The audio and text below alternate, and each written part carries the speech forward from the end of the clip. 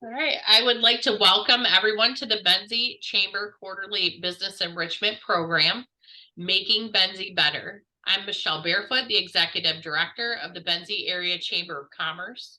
In this series, we have covered topics like health and wellness, childcare, workforce, broadband, and more. Today, we're delving into the natural resources and recreational assets in Benzie. Living in one of America's most beautiful places and having a robust destination economy, it's a reality that we live where most people vacation. We have invited some key stakeholders in preservation and conservation, as well as leaders that work every day to foster our outdoor recreation. Just a few housekeeping notes. Everyone is set to mute as an attendee. We will have an open Q&A at the conclusion of the program. If you wish to ask a question, you may do so in the chat at any time, or you may raise your hand during the Q&A session. As we move into our panelists, why is my thing frozen? Crystal Lake is certainly one of our most iconic and largest recreational assets. 2023 marks the 150th anniversary of the lowering of Crystal Lake. Engineer Archibald Jones had great plans to create a lock system to link Crystal Lake to Lake Michigan through the Benzie River. Unfortunately, even the best laid plans sometimes go awry. And after a major storm, the dam that was built collapsed and drained 56 billion gallons of water, exposing miles of sandy shoreline and making a foundation for the village of Beulah. Crystal Lake's azure blue waters do not stay that way by accident. First up, we're going to have Sue Brown, the new president of Crystal Lake and Watershed Association. She's here to share about their programming. Take it away, Sue. Thank you, Michelle, and hi, everybody. This is my first time attending this meeting, so and doing a screen share. So we'll see how this works. We'll go right to it. Are we good? Okay. I'm not sure that anything else so perfectly fits the title of our meeting today, and that is the Crystal Lake watershed. It's both things at the same time, a great natural resource and a recreational asset. And it is likely to be one of the big drivers of economic opportunities that in the county. So for that reason, protecting this beautiful natural resource is of great importance to the entire county. Whoops, go back one. Sorry, previous. Okay. My group, the CLWA, is a 501c3 that works year-round protecting Crystal Lake. And that means that we are the watchdogs, if you will, of everything that impacts the lake. In other words, anything that happens in the watershed affects Benzie County's economy. So it seems like a good opportunity to define what exactly the Crystal Lake watershed is. Hey, Sue, we are not seeing your screen share. Okay, let's go back to the very beginning. All right, now? Not now. Okay, go back to Zoom. And I forgot to share it. Brilliant. Well, we did it in practice, so I knew it worked. All right, am I now screen sharing? Yes. Okay, sorry for that. Nothing exciting on the first clip, so here's the second one. This is the watershed. This is a map of our Crystal Lake watershed. And the definition of a watershed is an area that channels rainfall and snow melt into the creeks and streams and rivers that eventually flow into our lake, into Crystal Lake. It's literally the area that sheds water from, let me see if I can do this without changing slides, this area that my cursor is showing, this black line all the way around here. If you look at the map, the Crystal Lake watershed area is roughly everything inside that black line. You'll notice a distinct difference between the west end and the east end. The west end, of course, is dominated by the lake, and the east end by land. But I'll speak to that in a moment. Channeling that rainfall and snowfall down the slopes of the watershed is what brings everything and anything in that isn't anchored up on the hillsides into the lake, and that directly impacts the water quality. It's our responsibility, and actually the responsibility of everyone on this call who lives in Benzie County, to be mindful of how we treat that lake and the watershed. So let's look a little more closely at the map. In looking at the map, you can see the two distinct areas, the west end with the lake predominating and the east end with a much more gradual slope. That's where most of the activity is focused on homes and mostly in the summer residents who pour lots of dollars into the economy. Excuse me, that's the inside this red line where we have that really, really narrow area. From that red line in is what is this really tight part of the watershed. And what happens inside that red line impacts this lake immediately, as opposed to the more gradual areas out here that the topography is much more gradual, and it takes what happens out here in the east end of the watershed, it takes it a lot longer to get into the lake, but ultimately everything ends up in the lake. The result's the same whether you live in the west end or the east end. Water shedding from the uplands of the watershed brings damaging materials into the lake that negatively impact the health of Crystal Lake. It could be agricultural runoff up here.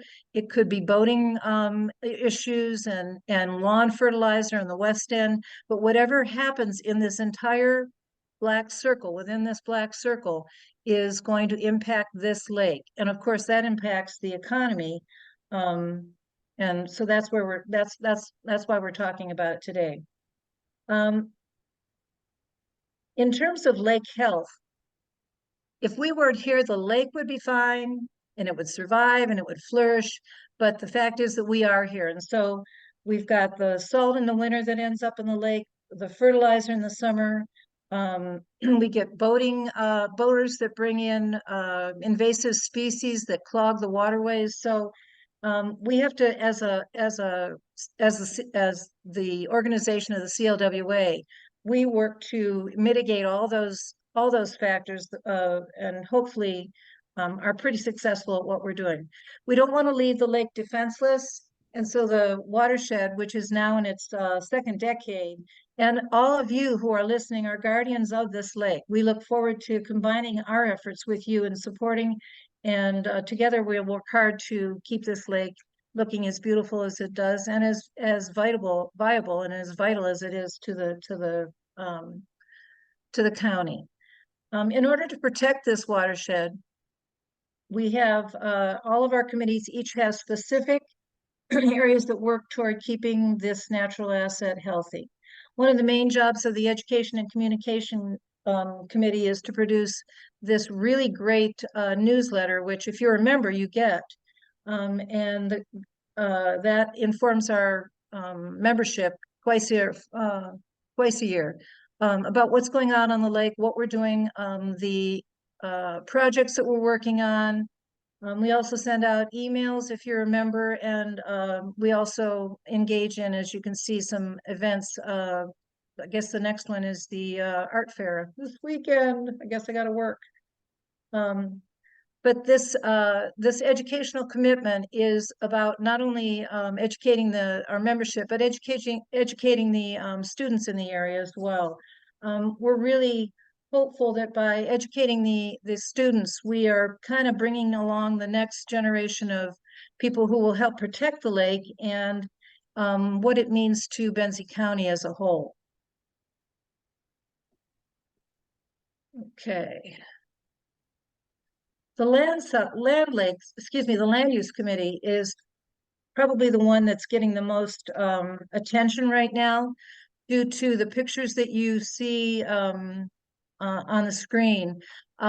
We are committed to protecting the lake, whether it's right here along the shoreline or if it's in the upland areas where you see the trees in the left-hand picture. Here's the Betsy Bike Trail along here. This is right out by Molyneux Road, and if you were to go east just a little bit farther, you'd be at the DNR boat launch, which was a big to-do for us about 15, 20 years ago, but we got through that with the support of the community, especially because we were trying to protect the lake from further impactful invasives coming in, the boat, gasoline in the lake and all that kind of stuff. We got kind of freaked about it. But we survived that one, and now our next big push is to monitor development around the lake. Well, first thing I want to make clear to everybody is that we're not opposed to development. We are supportive of responsible development. And it doesn't matter to us whether it's an ugly building or not. We have no say over whether people put up ugly structures. It's more a matter of what they're doing on this upslope area and how that upslope area being cleared affects what happens in our lake. Because, and I don't mean to, I know there are plenty of other natural resources in the county, the Benzie River and all that, but Crystal Lake is a big driver, and I don't say that because I own land above the lake. It's an economic driver that we all have to protect. So just to put it into a really brief synopsis, the development that's going on in the Sunkist area, which is what this is called, is taking up most of our time right now. The CLWA has identified a lot of gaps, and we're going to work with the Benzie Conservation District this winter on helping to formulate an educational program to help close those gaps in what the local government is kind of, how do I put this without saying something wrong? Because of the way this land was developed, and I'll say basically it was developed without permitting up front, and that's not the county's fault or the township's fault, but we're finding gaps in all the processes, and we're going to work hard with the Conservation District and Katie Zeitz, the commissioner, to see if we can plug those gaps and promote stronger ordinances and enforcement of what's on the books already, just to save the quality of the lake. As an economic driver, we have to do what we can to save this lake. This is that particular development, and if you look at the left-hand side of the picture, you'll see that all that pooling. That was after one of the big rains this past spring, and the area that's wet is saturated, and that means that the water table is pretty high right there. And this is a natural wetlands area that they have allowed to become smothered with, you'll see in the right-hand side of the picture, all that sand came down, and eventually, if it's not held in check, it ends up in the lake. And you know, that's where we come in. So if whatever people are doing on the uplands is falling into the lake, we have to be on that. These wetlands in this picture, this area right here, any wetlands acts as a filter. When the water comes flowing down and the whatever is being brought along with that water flows down toward the lake, which it's going to do because that's what water does, that wetlands contains plants and an area for the water to be filtered, and it sinks into the ground at that point as well. But the filtered water that escapes that wetlands will then be cleaner as it enters the lake. And so that's what we want to see. We want to see a healthy wetlands along there. And I'm afraid that we've lost that effort. We have we're on to the shoreline now, but that wetlands has pretty much been messed with. The state bears some responsibility in that one, but I don't want to get into into the state mess that they've made too. This is one last picture of those buildings as they become more complete. You'll see this conservation fence back here. And this guy right here, he's mowing grass in the wetlands, and that's a no-no. And eventually, I think, if John can correct me on this if I'm wrong, but eventually I think those wetlands are going to reemerge because that's what water does. But that's one of the things that we've been trying to prevent. And so, you know, as you can see, we weren't successful. We're going to work toward work on the shoreline from here on out. But again, lessons learned from this project, and hopefully when this developer or any developer tries to pull the same kind of stuff, to put it politely, on the next development, we'll be better prepared for preventing these problems from happening. Another of the committees that we have that work toward water quality is the Water Quality Committee. And in order to help us maintain this asset, we've hired a lake biologist. And we're pretty excited about this because this is a new position for us, and we really believe that it'll help us be even more focused on specific issues that threaten the lake and how to mitigate those issues. The next element of the water quality committee is the boat wash. I don't know how many of you put your boats in over at the DNR launch, but boat wash does what boat washes should do, and that is educate boaters and wash their boats. Our staff over there that we pay for is the first contact with boaters on the lake. And those boaters are the ones who bring in dollars to the economy at restaurants and gas stations, for instance. And our group does a good job both educating the boaters about the invasive species that can come in on their boats, but also they provide a free boat wash. So you can't beat that. Let's see, next one, Eurasian water milfoil. I lost my paper. Eurasian water milfoil comes in on boats from other lakes that have it. We don't have much, but we did have a large bed specifically down at the Beulah end of the lake, and that's mainly due to most of the boats commercially being put in at the boat wash. There's another lump at the boat wash, but at the east end of the lake in Beulah and at the boat wash. And by state-approved treating of that Eurasian water milfoil, we've brought a 7.5 acre area at the boat launch in Beulah down to 3.5 acres in just 2 years. And if you've ever been to, I hope it's the right lake. If you've ever been to Houghton Lake, you'll know that they have a very serious problem with weed control in that lake. It's a very shallow lake. I think at its deepest, it might be 15 feet, whereas Crystal Lake is about 165, 170 at its deepest. But because Houghton Lake is so shallow, the Eurasian water milfoil, the EWM, has just overtaken their lake bottom, and they have no way to it'll take 15 to 20 years probably to beat that back. We don't want that to happen to Crystal Lake, and so we treat it with, as I said, state-approved treatments, and we are winning the battle so far. We found a couple of new beds, but they're really tiny, and we'll be doing an application in in about a week and a half that should further drop down the size of all the beds, and hopefully we get to a point where we can start taking years off and not treating. The chemical, I hate to use the word chemical, so I'll say treatment. The treatment that we use is safe.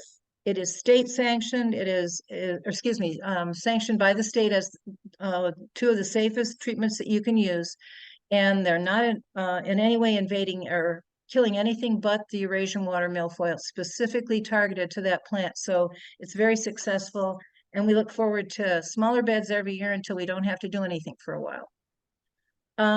This one, swimmer's itch, might be the one that most of you are familiar with. If you have a business where people come in and say, what's wrong with Crystal Lake? How come my kids are getting swimmer's itch this year?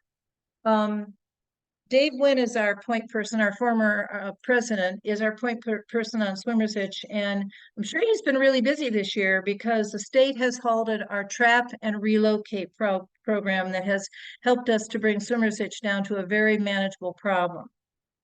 For those who aren't familiar with swimmer's itch, it's a rash that occurs when swimmers get into water that's carrying the bacteria that's produced by a cycle that is specific to a specific snail and the merganser duck, which has just in the last 15, 20 years or so decided that Crystal Lake is a nice, quiet lake where they can raise their babies. The problem is that between that specific snail and the merganser, one or the other is sloughing off the bacteria that causes swimmer's itch. And when it's sloughed off, it enters the bloodstream of the snail. The snail sloughs off the bacteria. It enters the bloodstream of the merganser. And here's the gross part. The merganser poops into the lake, and then those bacteria are just floating along on the surface of the lake. And what you get from that, if you're susceptible to it, is an itch. Really small. It's not like a mosquito bite. It's like a little bump that itches badly if you're susceptible. And for about 4 or 5 years, we've been allowed to trap those birds safely and transport those birds and their babies to other lakes where they don't have the snail that produces the bacteria. But avian bird flu arrived in the state in 2022, and the state immediately shut down any relocating of these birds. And last summer, 2021 was when they shut us down, and 2022 was the first summer that we could not remove the birds. And it was okay last year, it wasn't too bad, but this year it's just exploded. If you saw the article in the Benzie Patriot, the Record Patriot, 1,000% increase in swimmer's itch cases.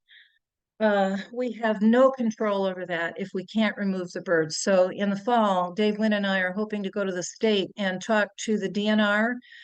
We have some contacts at the DNR that we're hopeful that we can make our case for returning to trapping the mergansers and getting them off the lake. Unfortunately, it'll take a couple of years for that cycle to cycle through and reduce the swimmer's itch incidence. But I think many of you probably heard years ago when we had really bad swimmer's itch that it was having an impact on real estate. People did not want to buy real estate around the lake because of the condition of our lake. I think they found in ensuing years that every lake has it to some degree. Glen Lake has it, we have it.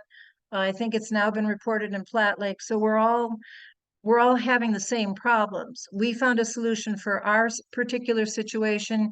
Glen Lake is handling it a little differently because they have a different duck and a different snail. But all in all, if we want people to buy in the area and we want the economy to be boosted by both the summer people and the year-round residents who swim in the lake as well, we need to make sure that we keep track of that. So we're working on that one as well. That's about it for me. I'll leave you with a beautiful picture of Crystal Lake and look forward to your questions, and I'll turn it back over to Michelle.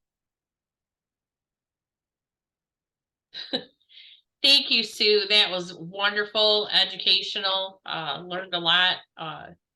And, you know, just a fun fact, our Benzie, the name is Albexi, which is French for the merganser duck. So, yeah, thanks, merganser. You're a menace, but, you know, we wouldn't have our name if it wasn't for you.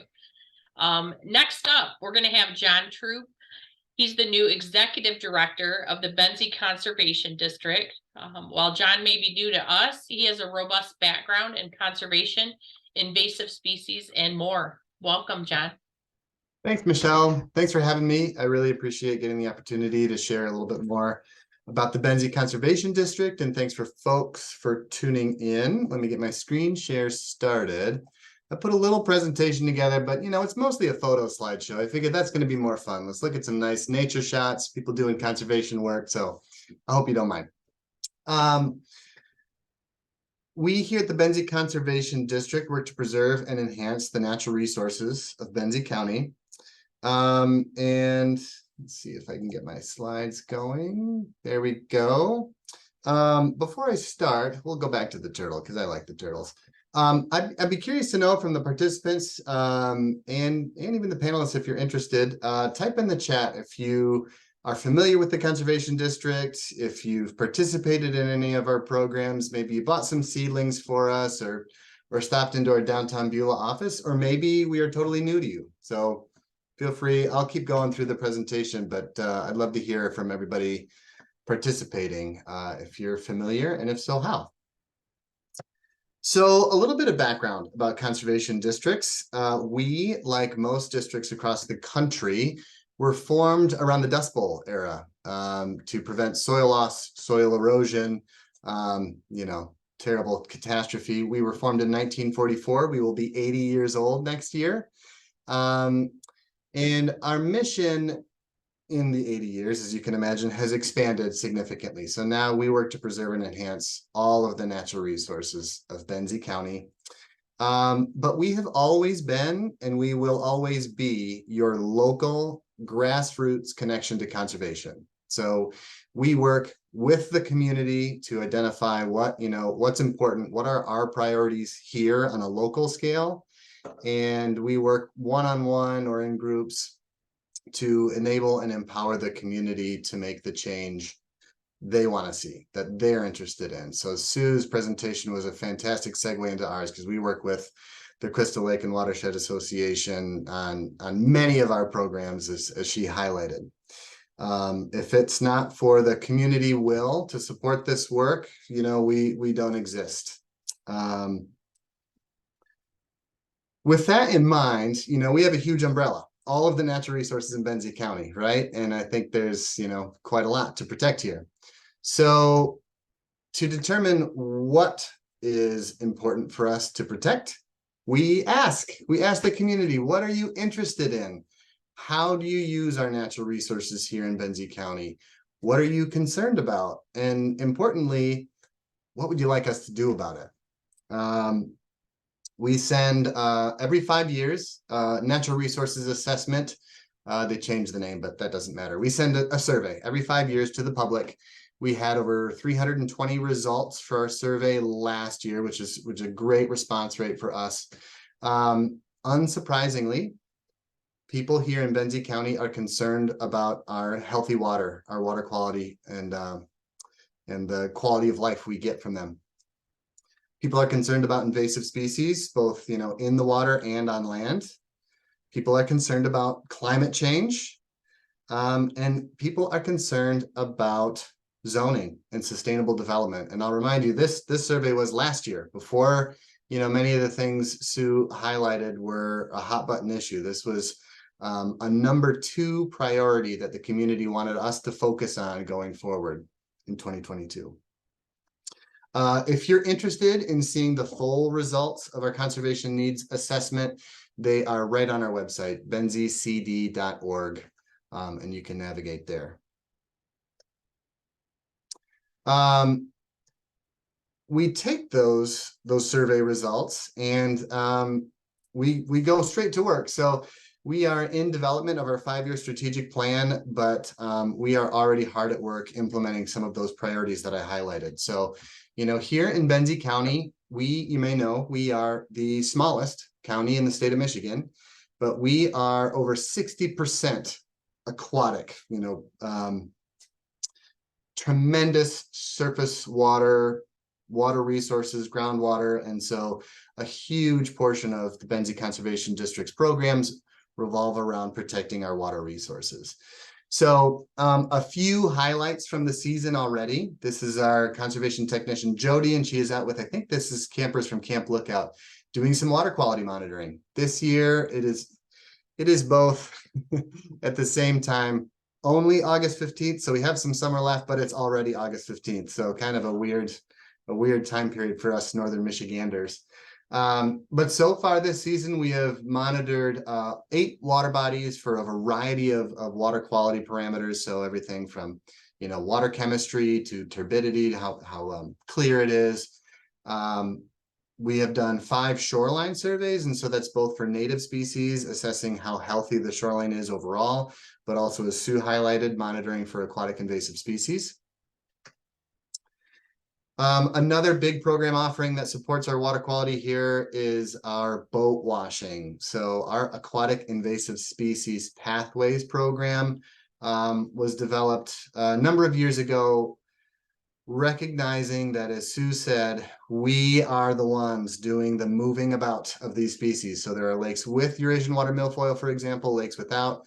And so we work to be out on the boat launches on high traffic times. So you might have seen our crew out on a Thursday, Friday, or Saturday at a lake near you, at a boat launch near you, doing boat washes themselves. But also, we recognize long-term that where we need to start is changing mindsets. So we will not be able to wash every single boat that goes into or comes out of every single lake in Benzie County. We don't have that capacity right now. We are thrilled that groups like the Crystal Lake and Watershed Association are installing, working to install permanent launches. That's going to be a big part of the long-term solution. But right now, it's about getting the word out, educating people about the importance of invasive species and preventing their spread, and getting folks to adopt their own decontamination practices or seeking out these permanent launches when we're not there on their own volition. So we're thrilled. We've washed over 200 boats directly, but we have reached over 1,000 boaters to talk to them one-on-one to provide that education, while they're at a launch or at an event. We are spreading the word. And then the last highlight I want to touch on, we do a tremendous number of other things, but environmental education is a big part of what we do here. And so on a daily, on a weekly basis, we are out there with school-aged kids, professionals, adults, you name it, teaching people about the importance of our natural resources. And as Sue said, building our future conservation leaders. We are here, I think, as panelists and as attendees because we're interested in our natural resources. We are advocates, we work for their protection, but we need to build the future generations of our conservation leaders. So we work with school kids to get outdoors, get out in the thick of it, get in the weeds, and learn hands-on real science. This summer so far, we have worked with over 250 school-aged kids alone. That's not even talking about other, natural resource professionals and adults that we've been working with. But it's about getting people outside, getting them to fall in love with the incredible natural resources we have here in Benzie County so that they'll grow up and be good stewards and advocates for our natural resources.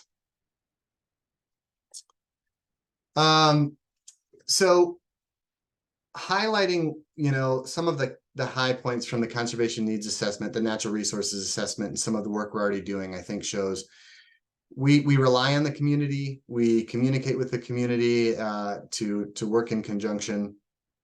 And we're taking all of this, our previous work that's in line with the community's priorities and creating our 5-year strategic plan right now.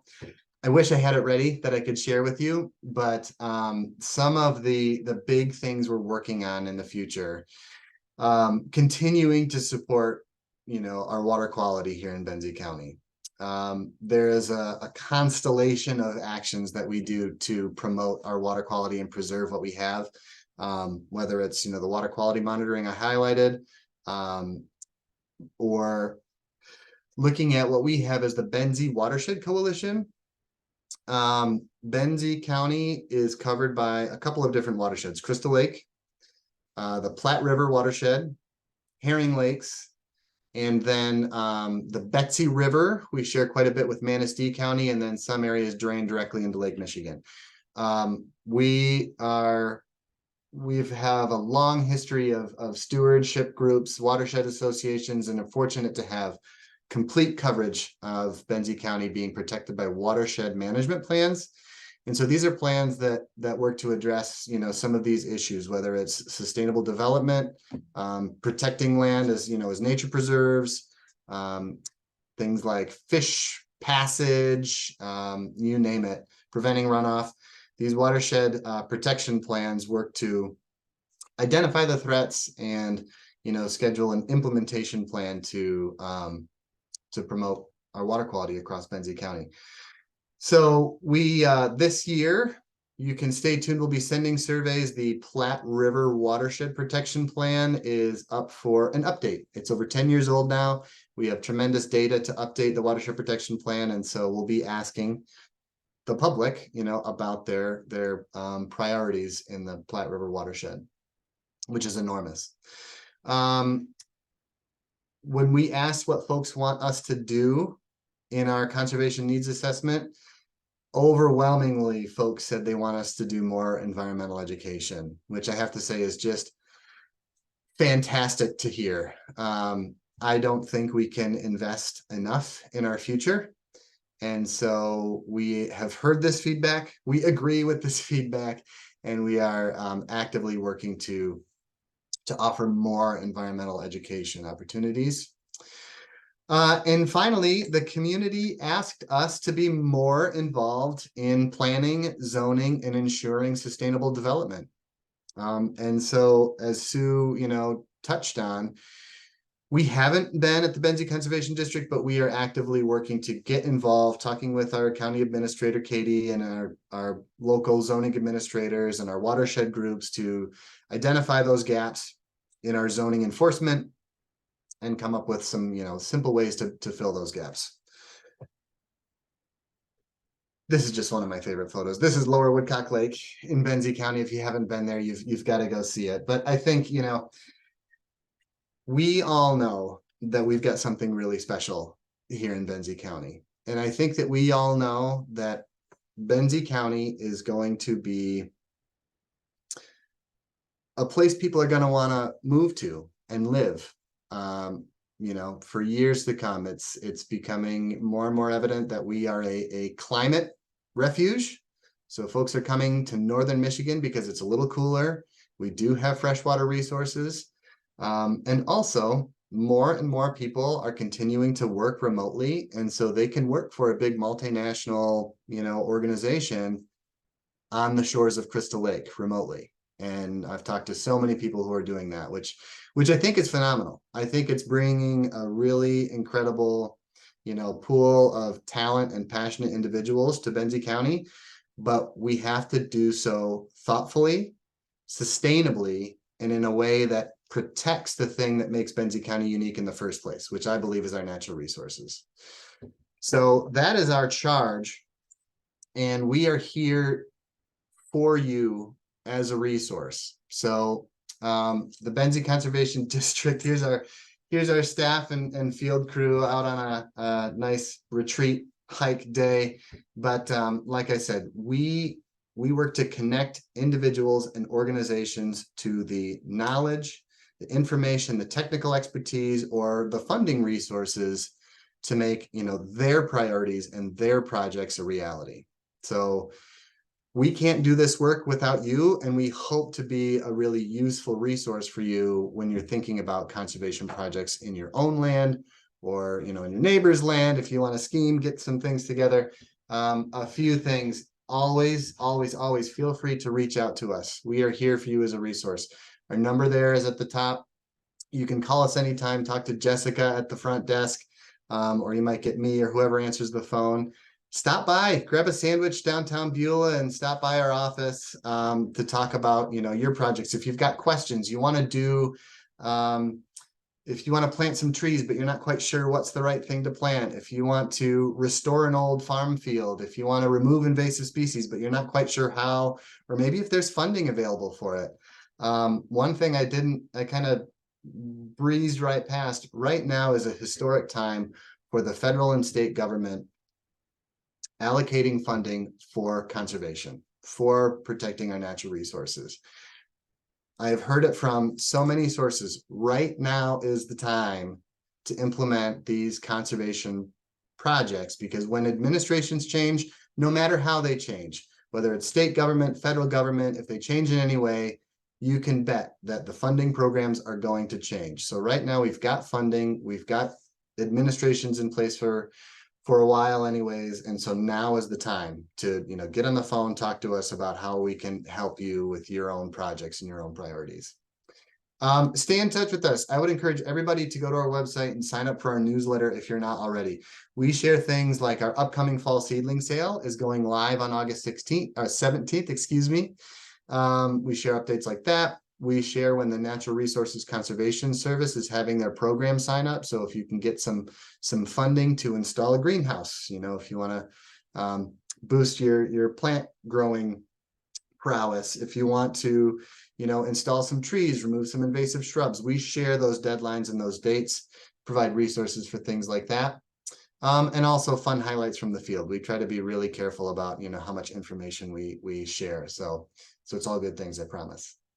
And finally, of course, this should be a no-brainer, but it's worth saying, you know, volunteer or donate or spread the good word about, you know, whichever conservation organization is important to you.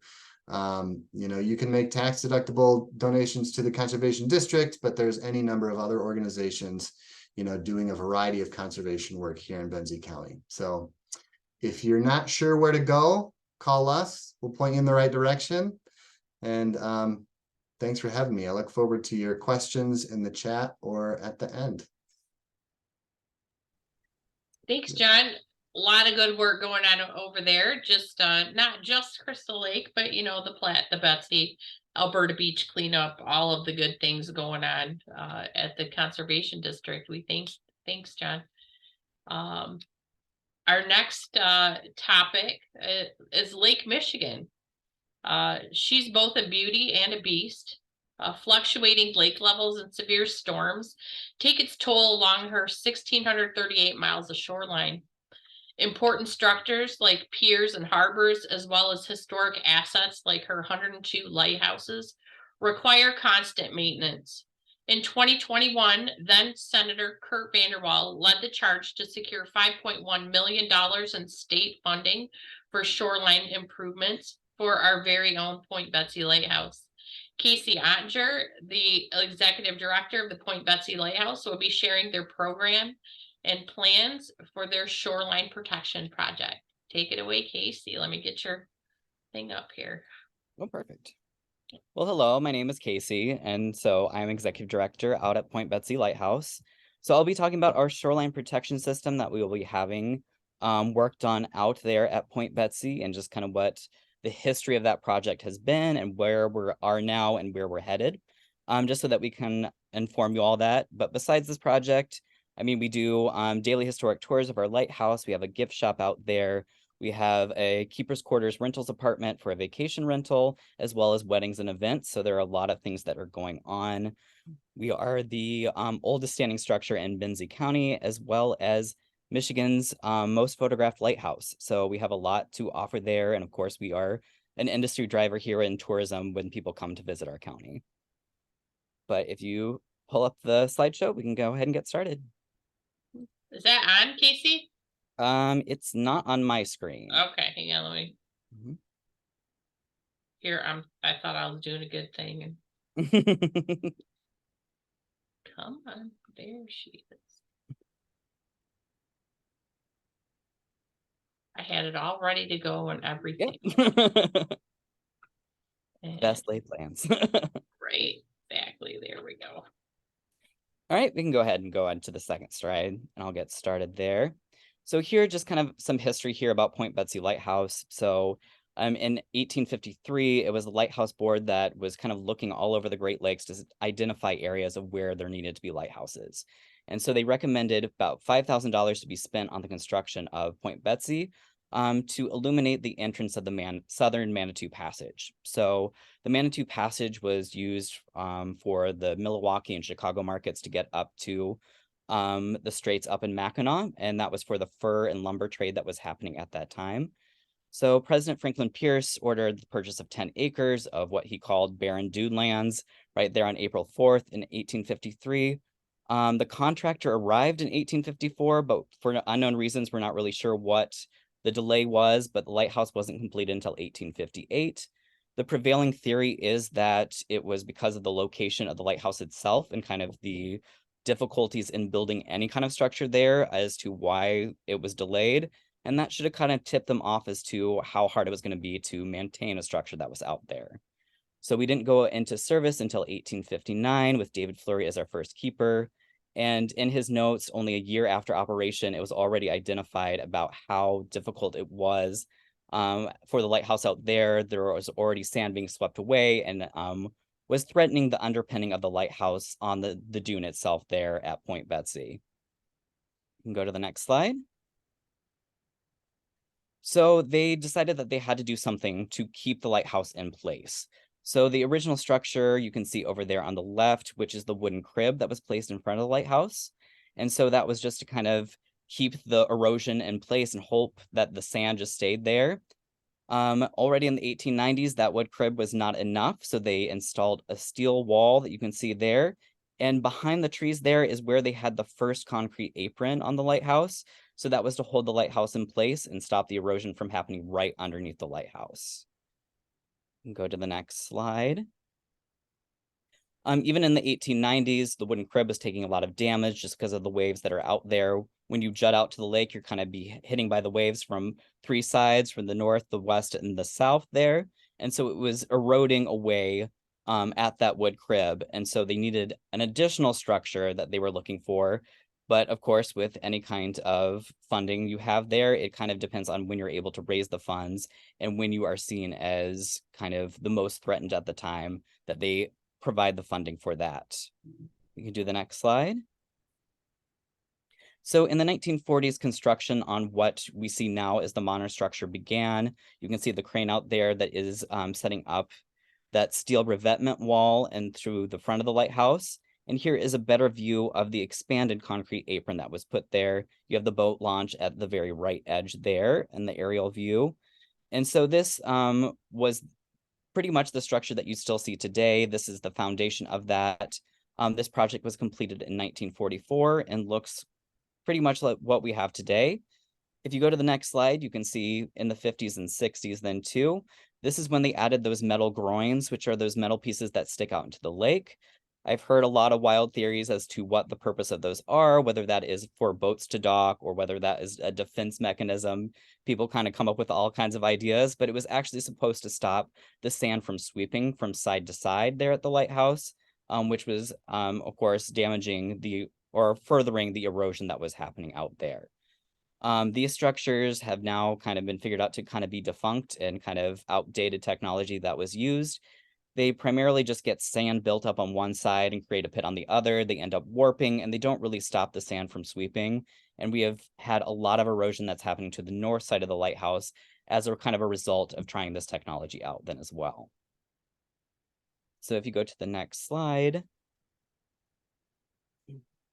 this is kind of what we are now. And so this is what the structure looks like there. So you have the concrete apron that is right in front of the lighthouse. You have the steel revetment wall that is reflective surface. And so that is what is causing the erosion because it's just a straight up and down structure that just pushes the waves off to the side and causes us to have this lagoon that's happening up to the north there. So there is a steel revetment wall as well as some stone that is up there. But this sharp corner that is at the north side of the shoreline protection system currently is what is causing the main issues that we have right now at the North Bulkhead Wall. You can go to the next one. And so this is kind of the damage that we can see there. So the picture on the right is that northern steel wall, the revetment there. And so you can see the warping of the steel that is happening there from all the waves.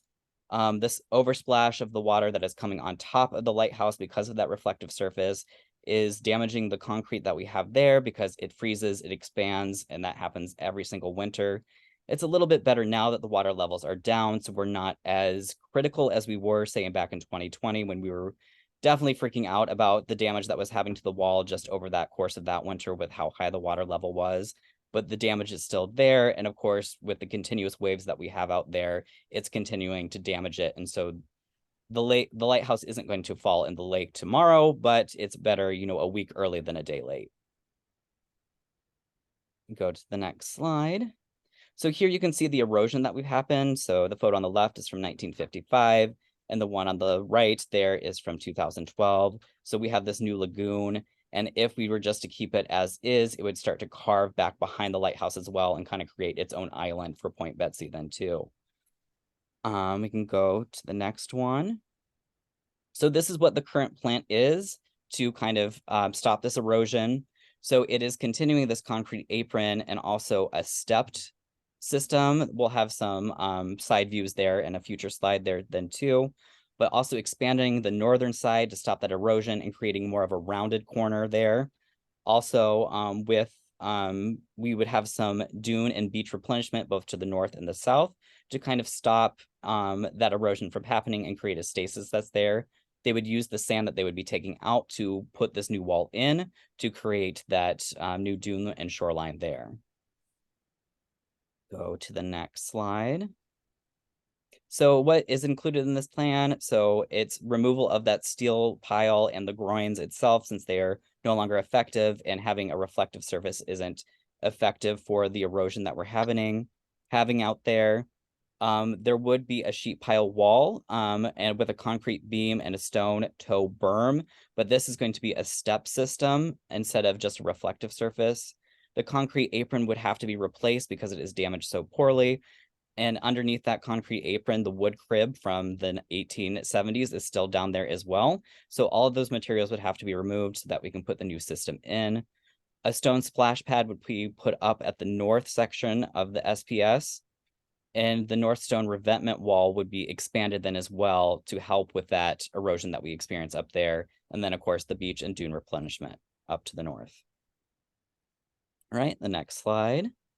So here are the cross sections. So the one on the top is that concrete apron. So you can see underneath the water level, there would be a step system that slopes up, and then you get up to the steel wall itself, and then to the concrete apron sloping up. And then on the one on the bottom is for that splash pad that would be to the north there as well. So again, another step system so that it's not a reflective surface. And then you have the stone pile that then holds the land in place as it gets up to the lighthouse itself. Okay, next slide. So this is what it would look like from the side. So as you can see, it's an increased elevation that we would have, but it still honors the system that we had before. We've had a lot of back and forth with permitting agencies as to what this structure should look like. Because we are a historic structure, everything does have to reflect our period of significance. Because this wall was built before 1944, which is our period of significance, we have to have a system that looks similar so that we can retain our status as a historic site. And so we have to make sure that we are using modern techniques to make sure that we are doing what's best for the lighthouse, but also honoring the history of our site then as well. Right, we can go to the next one. So this is where the dune slope and tow line would be moved up forward. So that will increase the natural vegetation that we have out there. We'll be putting dune grass in there to help hold the sand in place so that we can hopefully create a stasis out there and eliminate the damage that we've already done to the north. Okay, next slide. So where we are now, so the estimated cost of this project is between 7 and 10 million. Currently right now we have about 6.9 million that has been raised. So we have state funding, we have county funding, we have local funding, as well as private donors that we've collected. Our permits are still in process, so we have to work with Michigan Soil and then Eagle, so Energy Great Lakes and Energy. We have to work with the State Historic Preservation Office as well as the Army Corps of Engineers just to make sure that this plan meets all of their permitting requirements. We have gone out to bid. We submitted a request for proposal earlier in the summer. Unfortunately, we only got one bid that came in, and that was for 9.8 million. We don't have those funds in pocket yet. So this was an unsuccessful bid. We also did not pursue this bid because it is a smaller agency that has only done a project up to 2 million so far. So we worry that this is a project that is much larger in scale than what they are used to. Reasons for why we only got one bid is that a lot of marine engineers now have a lot of COVID backlog. They're still playing catch up from all the work that was put on hold back in 2020. They also had concerns about finding housing for their employees, having limited subcontractors in the area and things like that. And so we hope when we go out for bid again in next spring that we will create a package that will have kind of details out to kind of lessen those concerns that they had the first go around. So we will be going out for bid for construction again in 2024, and we hope that construction will begin in 2025. In the meantime, we will continue these fundraising efforts to get closer up to that 10 million mark. Since we do have that bid, we at least have kind of a gauge of what to expect. When you're fundraising with such a wide range of money, it's kind of hard to ask private donors to kind of have confidence in the amount that they're giving to complete the project when you don't have a firm number. So that is the fun of trying to fundraise in a project where you don't have an exact bid just yet. And also, companies also don't like to bid on projects that aren't fully funded yet. So we are kind of stuck in this catch-22, but we're trying to push through it and kind of roll with the punches here out at Point Betsy. All right, I think I had the next slide is just for questions, but I can save that for larger questions from the group then as well. Wonderful. Thanks, Casey. That's quite a bit of stuff going on. Yes. And, wow, I bet you can't wait until construction begins and all of that mitigation can get underway, because it's been 200 years, so let's Yes. right? And we'll probably continue to be in process even after it's done. Exactly. So we've talked a lot about water thus far. You know, what is it, John? 60% aquatics in Benzie County. So 40% goes to the land. And we have a great asset. The Betsy Valley Trail spans 22 miles across Benzie County from Frankfort to Thompsonville. The trail is popular with cyclists and pedestrians and is made up of DNR owned land that was once occupied by the Ann Arbor Railroad. A man who wears many hats, Jim Gribble, is here. Formerly the executive director of the Benzie County Community Chest, Jim also serves as the marketing coordinator for the Friends of the Benzie Valley Trail, and will be sharing about their improvement plans for the Beulah to Thompsonville leg of the trail. Take it away, Jim. Okay, since we have a no-show, maybe I have a couple more extra minutes here. Yeah, yeah. My He's- presentation is also pretty short, so I'm going to He's show our having little trouble video. getting in, so sorry about that. So I'm going to show our little video here first. It's just 2 or 3 minutes. Hopefully. Okay.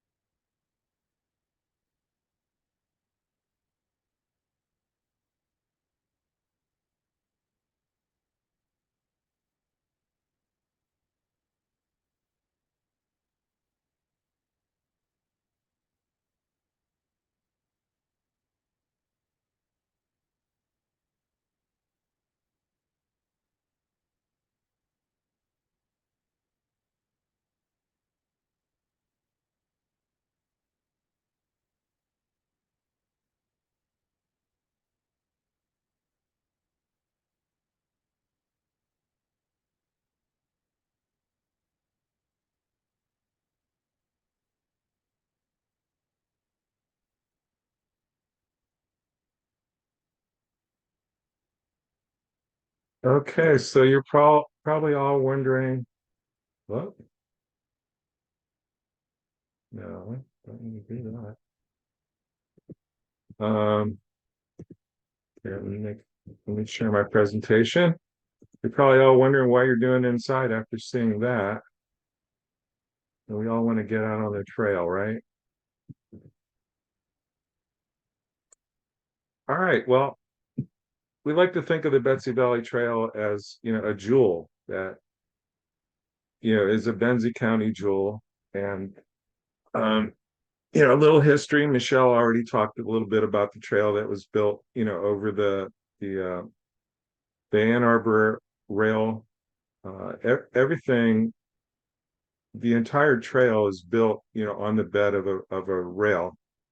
And as you'll see, this is what we're really trying to recapture, this whole history of the rail system. The trail is actually it's owned by the DNR, as Michelle mentioned, but it's not managed by us Friends. It's really managed by the Trailway Management Council. That's a part of Benzie County government, with all these various stakeholders, including the DNR and us and the villages. So here we have the trail. It's 22 miles long in total. I think everybody knows that this section of the trail is the most used. Today we're going to talk about from Beulah down to Thompsonville. This is a 12-mile segment of the trail that doesn't get a lot of use. You know, during the pandemic, we saw usage of the trail practically double, and it's remained pretty high, but the Thompsonville segment, you know, has had very little increase. And it's no wonder. I mean, you can see that it's a pretty rough trail. I've had people say, "Oh, it's just fine," but you know, I've gotten some feedback from people that said, "Oh, I went out there one time when it was raining, and it was the worst afternoon of my whole life." So, you know, there's situations that just are not conducive, certainly to road bikes. So we tell people if you want to take this segment of the trail, use a mountain bike. But, you know, we'd like to complete this section of the trail by paving it. And this is what I was talking about when I was starting to refer to like the rail pass. Because as you can see here, and this entire map here, it shows existing trails, those are in black, and planned trails, as well as conceptual trails. So, you know, the vision is that, you know, someday we'll have this kind of a trail system throughout Michigan, really. We zoom in a little bit. Again, these are all former rail lines that we had crossing in Thompsonville. And hopefully at some point in the future, Thompsonville will become, you know, once again, an important crossroads now for non-motorized traffic. I think many of you know that Thompsonville has the historic marker down there, and the Thompsonville Area Revitalization Project got started around that same time. And they're looking to put in this beautiful park there that will have this rail theme. The caboose will still be there, but repositioned. This is kind of a artist rendering of what that will look like. Well, we need to pave the trail to get down there, so all kinds of people can use the trail and it'll be fully accessible. For example, Joy to Ride, I'm sure many of you are familiar with this great organization. They're out on, you know, the first 10-mile paved and hard packed limestone section of the trail every weekend, it seems like, and it's a great organization. They're giving people rides on the trail that otherwise couldn't get out there. And we'd like to help them expand their program down to Thompsonville and serve that community. So we have plans all drawn up. In fact, we've been working on this for over a year now. We haven't been real successful, but we've learned a lot in terms of, you know, what does it take to land some of these very large grants, both from federal government, state government, through the DNR, all of these various entities that we've been applying for grants through. And again, we've learned a lot. We didn't always get things perfectly right, but I've been told that applying for grants like this, you need to have a lot of patience and you need to think about it in terms of years, not months, which is totally against how I am. So now, just in the past couple months, we've kind of taken a step back and we've come up with a new approach. We've divided the project into 3 phases. The first is going to be paving from Beulah to Case Road, and I'm going to go a little bit further into depth on each one of these. Second will be fixing the culverts running into the trail. And third will be paving from Case Road down to Thompsonville. So here's our map again. As phase 1, we thought, well, let's do an easily digestible chunk that we can, focus on and get it done.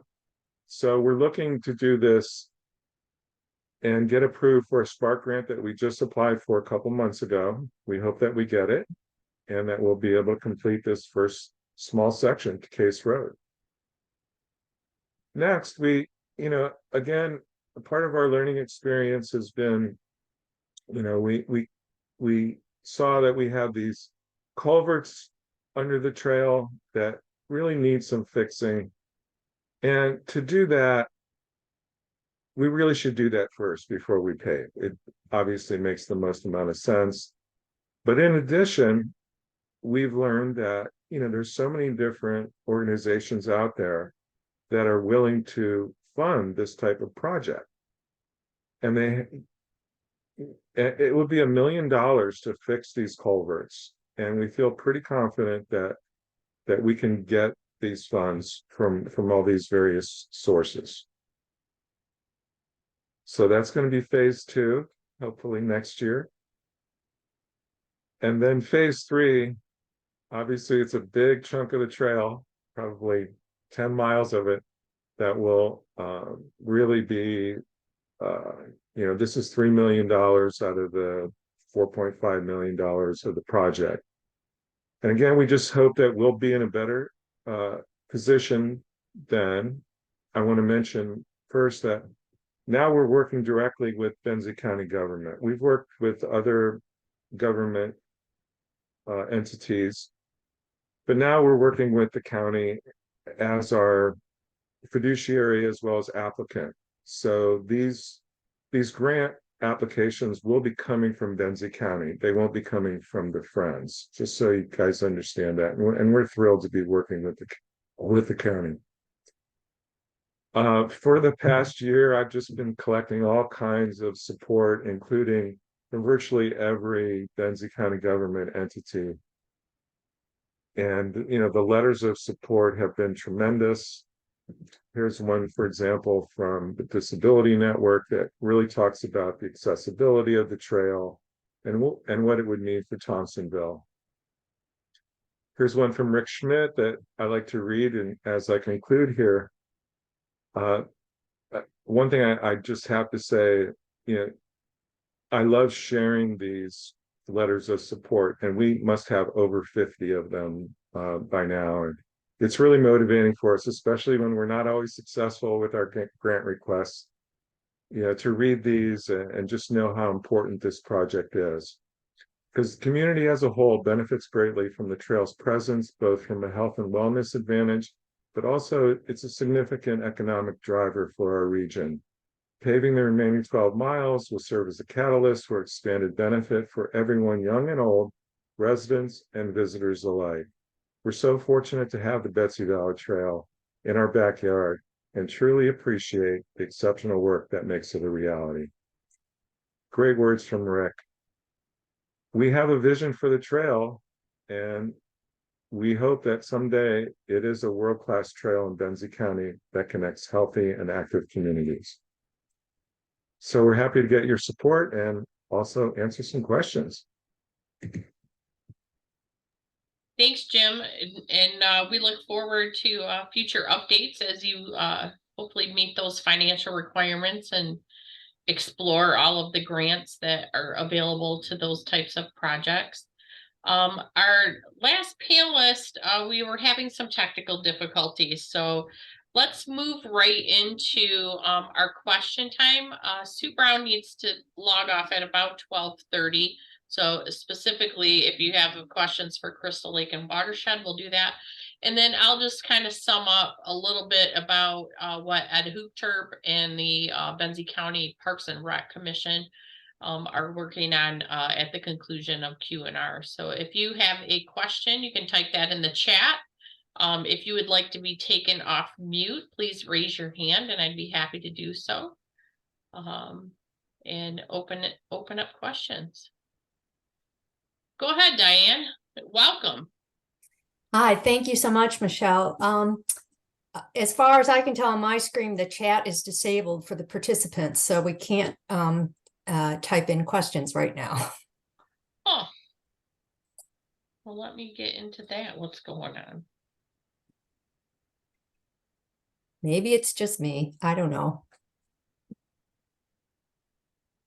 Let's see. And attendees can chat with everyone. There we go. So my apologies to my attendees there. I just adjusted that. And did you have a question, Diane? No, not now. Thank you. Yep, thank Thanks. you.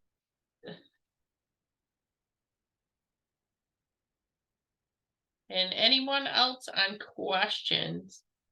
Well, I'm gonna ask one of Sue. You know, we talked about the mergansers, and I come from a zoology background from Michigan State University. Is there a way to vaccinate the mergansers against this? I mean, is that like a thing? I don't know. I was a mammals girl, so I'm not sure. I wasn't in the avian program. Oh, you're on mute still, Sue.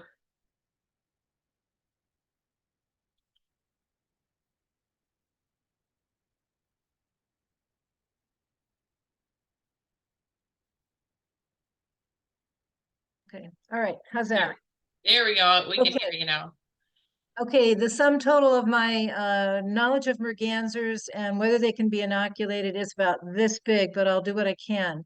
The state is regulating that as well. And we have offered to attempt that, and we've had I think it's Calvin College is the school that we work with, or is it Hope? I'm not sure which one. Anyway, there are two scientists at one of those places who are working with us, and they have attempted to make proposals to the state, and they're not buying it yet. So that avenue is not open to us right now. That's fair. That's fair. Good question though.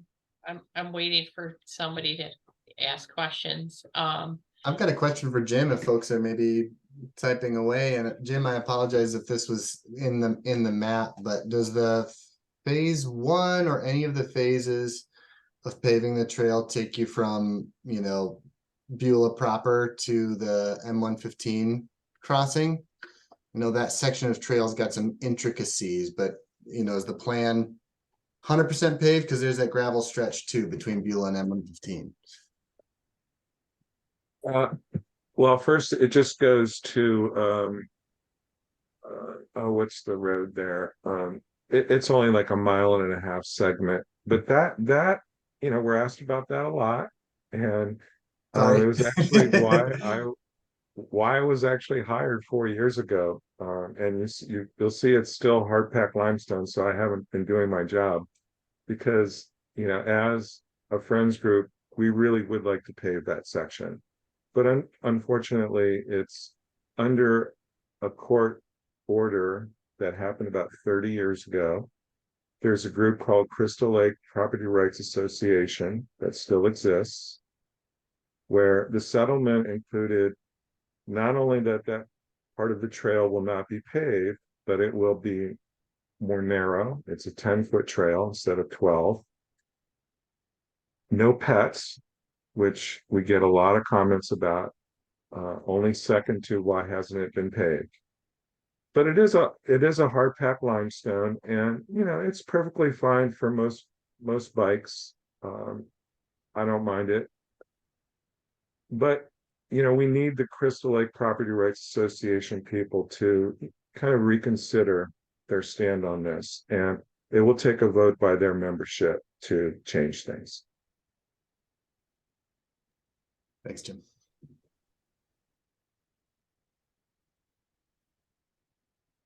I have a question for Jim. I've never heard of the Crystal Lake Property Rights Association. How do we get in touch with them? Well, they are part of the management council for the trail that meets every first Tuesday of the month, Okay, and the public is welcome to those meetings.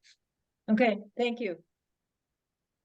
Sounds like Sue just added something to her calendar. Yep.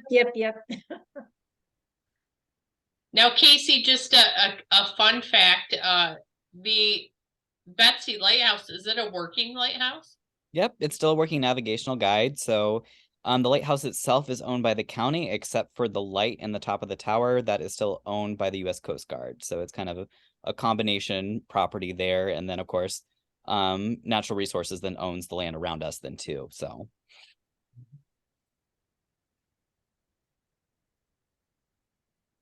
And I'll just throw some props out for John because long before John came, I like to go out. They have a group that goes out with the middle schoolers each year during the salmon run, and they work with the DNR. They work with Riverside, who provides them canoes for the students.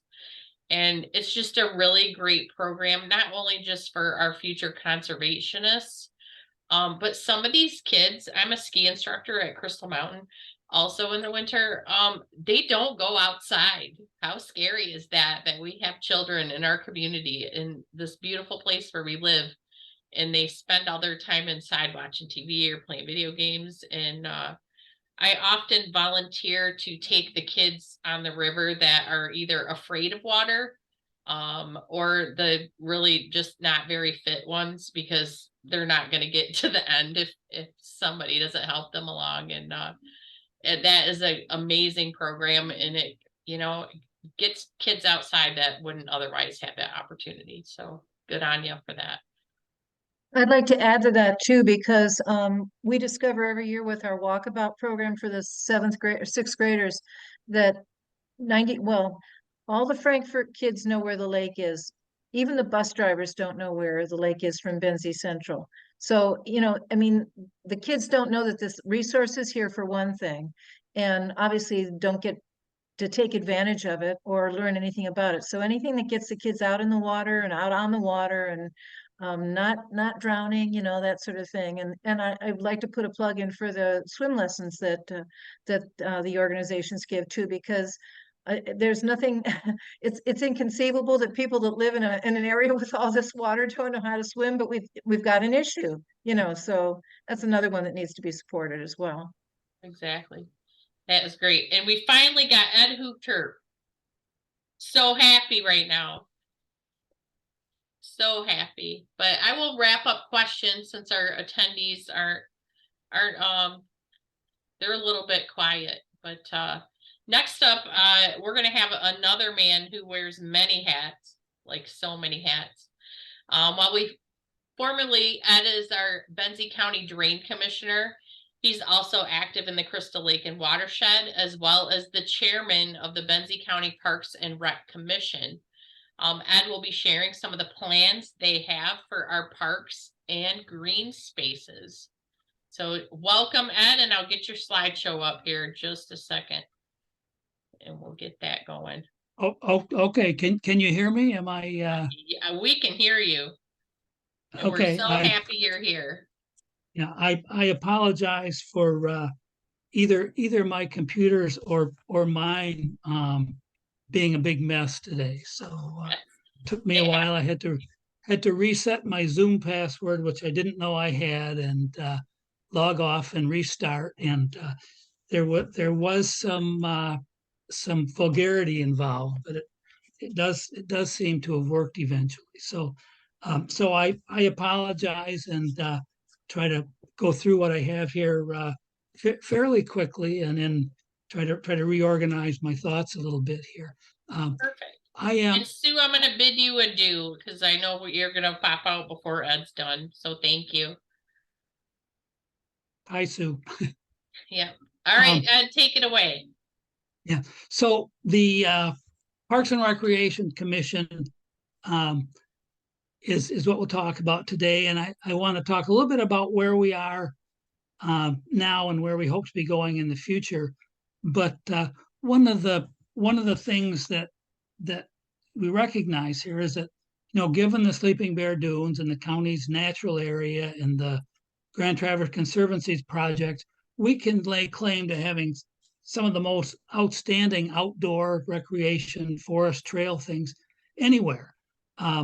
Where it could probably do a little better, and you can stick on that slide for a minute. I'll let you know when we're ready to go. But the where we could probably do a little bit better are indoor and bad weather opportunities, and also recreational programs for all age groups. So the needs that we see based on our 5-year recreation plans are river access, especially on the Upper Betsy, indoor bad weather wellness activities, youth and senior programming, aquatics, and universal access. A lot of the beautiful places we have are pretty hard to reach if you happen to be assisted by a walker or a wheelchair or some other So now, so on slide number 1 there, and you don't need to go back, that's pretty obvious. Park and Recreation Commission is a public body authorized by state law to acquire and manage parklands, operate recreation programs, seek grants, and take other actions to provide recreational services to county residents. It's not strictly just another committee. It's an entity that is enabled by state law to do a number of things beyond just advising the County Board of Commissioners. So in Benzie, we have a 10-member board appointed by the Board of Commissioners. We meet monthly, have no paid staff. So we as the Parks and Recreation Commission are just one of the many, many entities that actually operate Parks and Recreation services in our area. You see the list here. All of these are part of our recreation community, and the downside of this is that there's really no joint planning, no overall support, very little communication among the entities, although most, if not all of these do a really great job of operating within their own areas. So we have nonprofit groups like the Point Betsy or the Betsy Valley Trail that are doing yeoman's work for the public. We have the DNR. We have, we forget that even the road commission. So the Point Betsy Beach is actually owned and technically managed by the road commission. So all these things are done, and that's an issue that, if you want to look at the next my next slide there, we have tried to address by proposing that the county create a position of county parks director, parks and recreation director. The county funded a study with Networks Northwest to see if this was feasible. The result was that it's feasible, but it ain't free, and so we're now looking toward toward that. The idea is that maybe there's a better way of doing what needs to be done. On the next slide, you can see some of the responsibilities that such a person would have, most of which relate to support and to coordination among the entities that already existed. One of the first things that we learned from our feasibility study is that when things are working, don't try to change them or take them over. So if a township's doing a great job running their parks, we're not saying these should be county parks. If in the case of our friends groups that have been so productive over the last 10 or 15 years with the trails and with the lighthouse, what we want to do is provide long-term support, possibly grant assistance, and really work on that with the idea of creating continuity, support when needed. A good example is our trail group, which has done a tremendous job. We know the day will come when we try to expand that trail beyond the county lines, beyond the railroad corridor, possibly into the National Park Service land, maybe north toward Traverse City, south toward Manistee, east toward Cadillac. And that will require a new level of both long-term viewing and coordination that the hope is that a Parks and Recreation director can help with. The status there is that the Board of Commissioners is considering our proposal along with other budget priorities, and they will make a decision on whether we can create this new position and how, sometime in the next month or so as we go into the next fiscal year. So now that's kind of where we stand with certain things. And if we take a look at the next slide, can talk a little bit about some things that we're actually doing. This this lovely map here um, was actually created as part of the feasibility study, as part of a GIS enabled inventory of all the park, recreation, and cultural properties in Benzie County.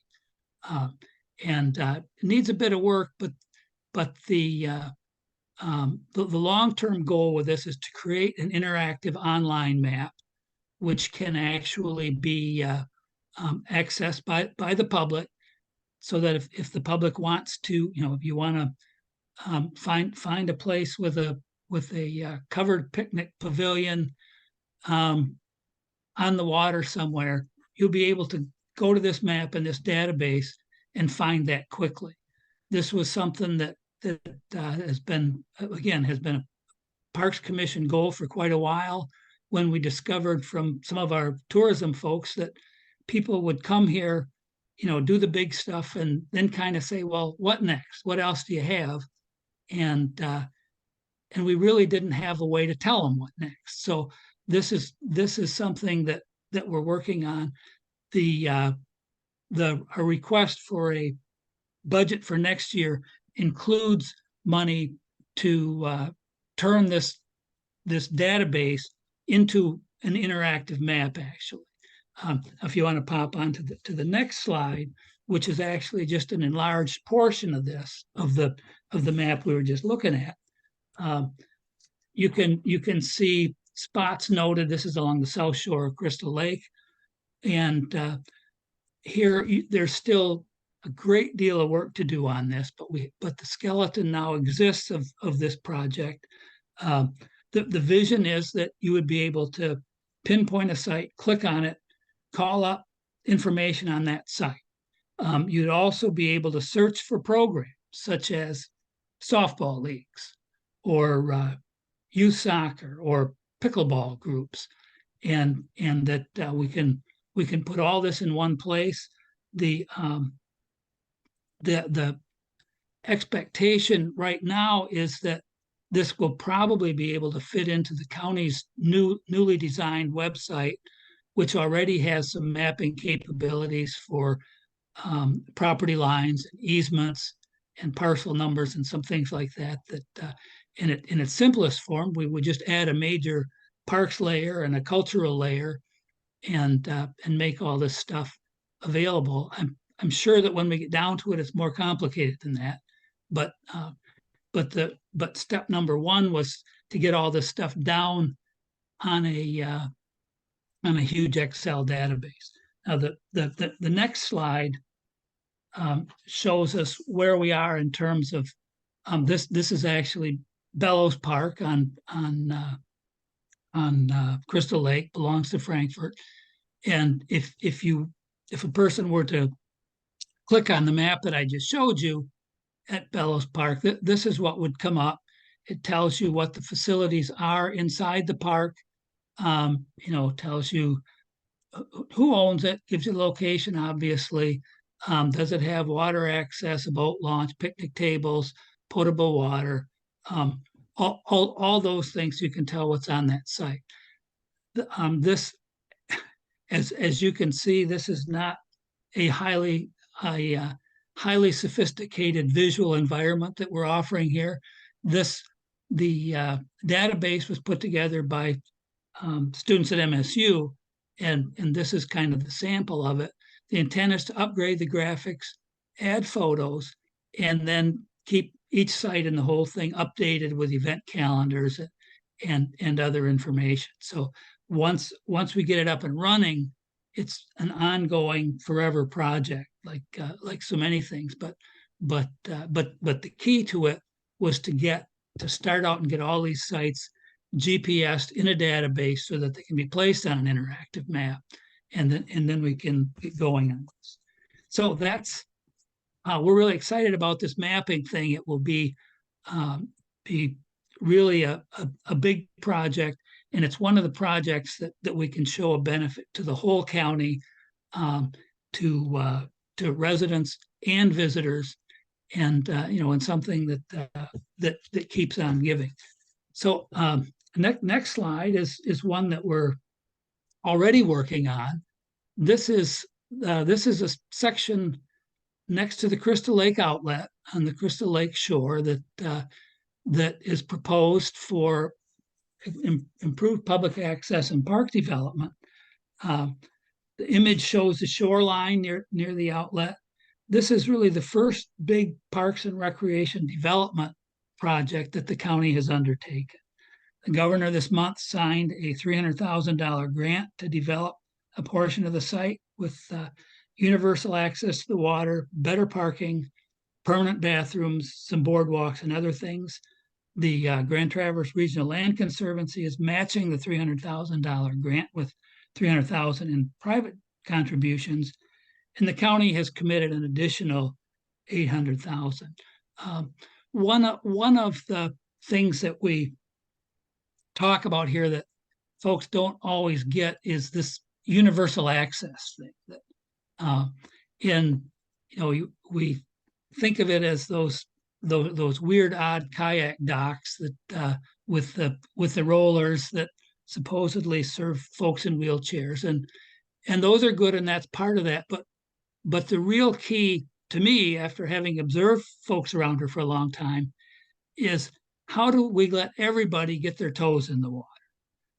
So that if you use a walker to get around, you can't go down that 3-foot drop to get into the water. You can't even step off the end of a boardwalk necessarily. Obviously, the same is true if you're in a boardwalk in a wheelchair, but with a cane and everything else. So this is specifically set up, and interestingly, I thought I was speaking out on this when we went to the county commissioners.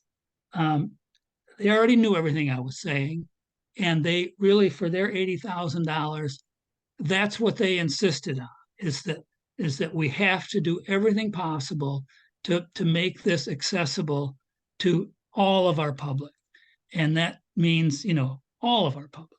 So that's going to be a big part of the final planning for this. And if you pop over to my last slide, this is a concept drawing of what the plan is here. This will have a few changes made. One is that after looking at it, there's not really quite enough parking. There's about 20 spaces here. Last Friday when I walked by, there were about 35 cars. There's a little kind of hole in the ground parking area. They park unsafely along Molyneux Road. So we need a little bit more parking and some way for future parking. The kind of serpentine boardwalks that you see there are that way because we have to make sure that the slope on those is sufficient for wheelchair or walker users. And as you can see, we also have a kayak dock. We will have, one of the additions to this is that we will find a way for people to access the little blue water just upstream from the dam. This is, in my mind, one of the finest wading areas you'll find anywhere. It's all sand. There's no current. It's only anywhere from a foot to a foot and a half deep. So excuse me. So we will find a way with Moby mats or something to make it so that you can push your beach wheelchair right into the water here and enjoy that. The timing on this, we are just completing the plan, the request for proposals to have an engineering firm make the final drawings on this. Part of that will include some consultation with several groups, including the Northwest Michigan Disabilities Network, the Crystal Lake and Watershed Association, the neighbors, and of course the Betsy Valley Trail Group, because as you can see, the trail runs right through this, and it's important that when we get it all done, we know that this will function in part as a trailhead for them. So we have to make sure that it's both safe and usable for all those publics. Final thing that I would note is that this, if you look at this whole project here, despite the cost, it's about 5 acres. And the rest of the other 220 plus acres of the Railroad Point natural area is to remain as a natural area. This nice area here will provide some really improved access to it. But most of the natural area, including the new 7 acres up a little bit ways from this that we bought for $1 million through the same actual Natural Resources Trust Fund a year ago, that will all remain as shoreline and old growth woods and trails. So we aren't doing away with the whole thing. And that, I guess I can, if there are questions, but otherwise that's what we're doing in Parks and Rec this week. And I hope I didn't blurt that all out too darn fast. But I've been thinking of it for the last hour while I tried to make my computer work. So there we are. Yeah, that's great, Ed. Looking at the outlet there, I know you and I have talked at other times. Does the dam require some updating as well? And can that be included in the parks project, or is that more of an infrastructure thing? Yes, it needs some work. No, it can't be included in the park project because the park project specifically is for access. But if I were to put my other hat on, I'm drain commissioner, which means I'm responsible for the dam. And yeah, it's deteriorated. It's 45 years old. It is constantly vandalized, and no longer really does the job. We applied for a grant last year, which we didn't get because there are other dams in Michigan in more critical situations, but something, and we've had these discussions for a while, including with some of the Lake Association folks, that ultimately some improvements need to be made on that dam. And while the dam can't be totally incorporated into the park project, it still is an amenity. I mean, if you're out there with your kids in October and there are 30-pound salmon hopping up that dam, it's hard to say, well, that's not the park, right? So yeah, as a design and as an attraction, certainly we will try to work on that. But to be clear, it cannot be part of this grant project for the park. Well, that makes sense. Diane Tracy in our attendees pool has a question. She asked to clarify whether Benzie County Board of Commissioners has committed 80,000 or 800,000 to the Crystal Lake Outlet Park. 80. 80. I would love 800,000, but it's but yeah, 80 for a total for the project of $680,000. Yep, and I know Sarah's not going to talk, but we have Sarah Kirk in the attendee pool, and she is the zoning for the village of Benzonia, but also the grant writer for I believe it was a Spark grant, Sarah, to do some improvements to the park here in Benzonia where the ice rink is, and just some turf and those kind of things. So I mean, parks are a big deal. They're not just all about tourists. Parks are here for our residents, for like you said, Ed, for everyone to dip their toe in the water. If Joy rides out there with their bikes, helping those that have mobility issues. So we certainly have room for some adaptability in our recreation pieces as well, and we appreciate that Parks and Rec recognizes that. Yeah, good, thank you. And since Sarah's on, some kudos to her. She drew up the original concept plan for this outlet project that eventually got pushed through to the grant. So the multi-talented Ms. Kirk has done a lot of good for the community, and boy, I sure hope she gets something for that Benzonia grant, because that'll be great. Oh, that's great. And I'll just open it up a little bit more for questions. I want to thank all of our presenters. I know Jim and Sue had to dip off early for the other engagements. If you feel compelled, all of these great organizations would appreciate your support. If you'd like to donate, volunteer, join any of these organizations, I have put the links in the chat for you. You know, if you don't know enough about them, get on their website. There's loads of things to learn about all of these things, and certainly room for everyone to participate.